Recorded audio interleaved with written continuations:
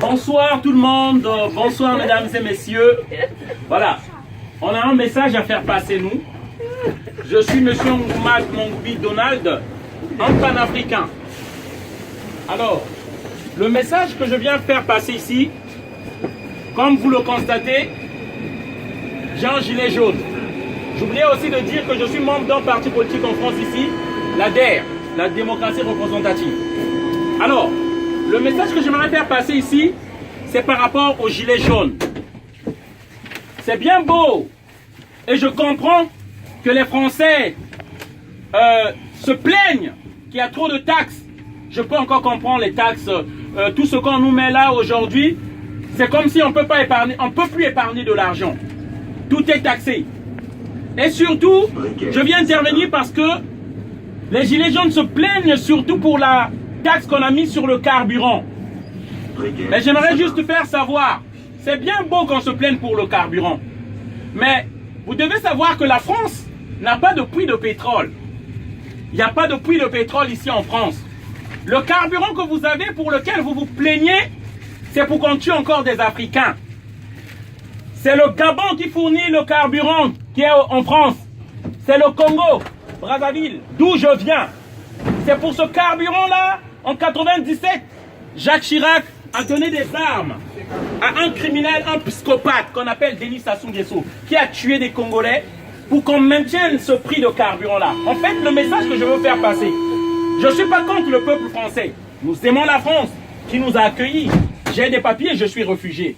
Mais seulement vous devez savoir, chers amis, la France que vous croyez, c'est pas cette France-là. C'est pourquoi moi j'aimerais vous informer. De Gaulle a instauré un système. Charles de Gaulle, votre héros, chez nous c'est un génocidaire, un criminel. Charles de Gaulle, au Cameroun, il a tué plus de 400 000 personnes. Le massacre des Bamileke, pour imposer un président dit-on ami de la France, un dictateur. Amadou Ahidjo. Charles de Gaulle, en 1963, janvier, fait assassiner Sylvanus Olympio, le premier assassinat de la France-Afrique, au Togo. Mitterrand, lorsqu'il arrive, il fait tuer Thomas Sankara au Burkina Faso. Renseignez-vous. On tue en fait tous nos frères patriotes qui aiment nos pays pour nous installer des marionnettes, des dictateurs, des préfets de l'Afrique, de la France en Afrique. Ceux-là qui doivent maintenir les prix des matières premières. En fait, les contrats qu'on a signés depuis les indépendances, ils veulent que ces contrats-là restent les mêmes, alors que la démographie a fait qu'il y a plus de population dans ces pays-là. Il y a plus de demandes. Et d'où je vous explique l'immigration dans ce pays-là. Pourquoi les gens viennent? Mais c'est parce qu'on maintient ces peuples-là dans la misère. C'est la politique de la France-Afrique. Ça, ces immigrants qui viennent ici, ils viennent chercher leur argent. Ils ne viennent pas pour votre camembert. Et ça, je veux le faire savoir au peuple français. Ces gens-là sont victimes de vos élus. Ces gens-là que vous élisez. Une fois qu'ils ont votre vote, ils font du n'importe quoi à l'Élysée. À l'Élysée existe une cellule secrète qu'on appelle la cellule secrète de la France-Afrique. C'est ceux-là qui organisent les assassinats de nos présidents, qui aiment nos pays, qui veulent créer les emplois afin qu'on reste chez nous.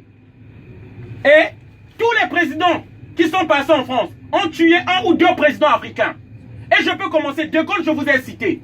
Si je prends les Pompidou, les Valéry Giscard d'Estaing, qui a détruit la Libye, Sarkozy, qui a enlevé Laurent Gbagbo qu'on a déporté à la CPI, Sarkozy et François Hollande. C'est ça qui se passe, que le peuple français ne sait pas. À chaque fois que vous mettez du carburant pour lesquels les gilets jaunes sont en train de se plaindre, vous mettez du sang africain dans vos voitures.